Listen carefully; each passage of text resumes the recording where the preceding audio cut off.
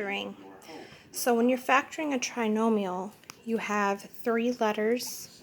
You have A, B, and C.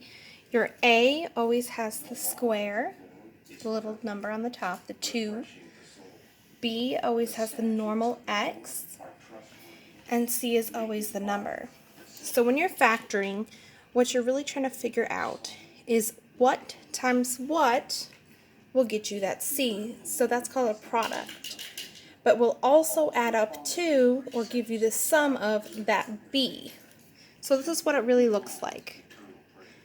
Product of C and add up to or the sum of B. So that is our goal.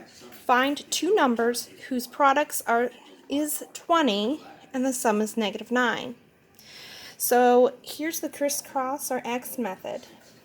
What times what is C, but also adds up to B at the same time. Okay, so over here I listed my products.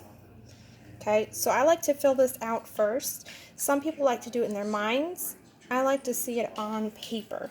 So my C is a positive 20. You don't have to put positive, but I like to, just to remind myself that it has to multiply to positive 20.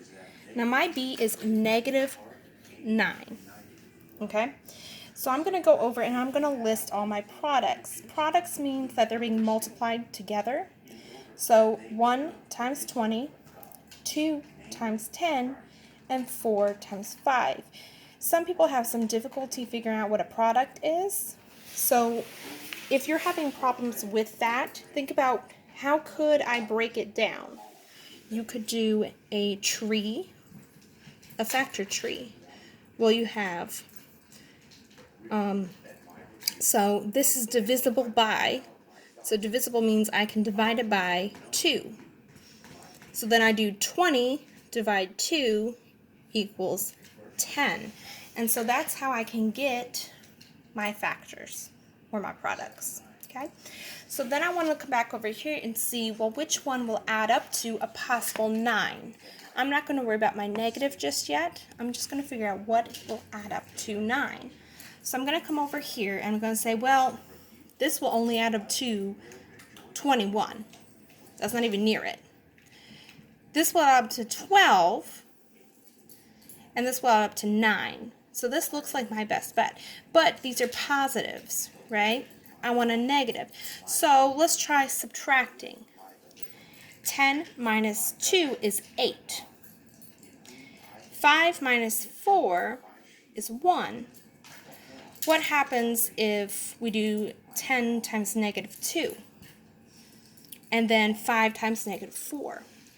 That'll give us a -20, right? So if we want a positive 20, that means both of these numbers have to be negative. Okay, so now -2 times -10 does give us 20, positive 20, but when we add them, we get -2 plus -10. That will give us a -12. So that is not our answer. So now let's try this. -4 times -5 does give us a positive 20. -4 plus -5, that does give us that -9. So these would be our answers right here. So I'm going to fill them in here, -4 and -5. Okay, so it's very important to remember that your C was positive and your B was negative. That's how we determined this right here, that they were both negatives. And another hint was to get positive 20, you had to either multiply by 2 positives or 2 negatives. Okay, in this case we had to multiply by 2 negatives to get a positive. Okay, so our answer is -4 and -5, but how do we write that? So we have to go back to the question. How many x's do we have originally?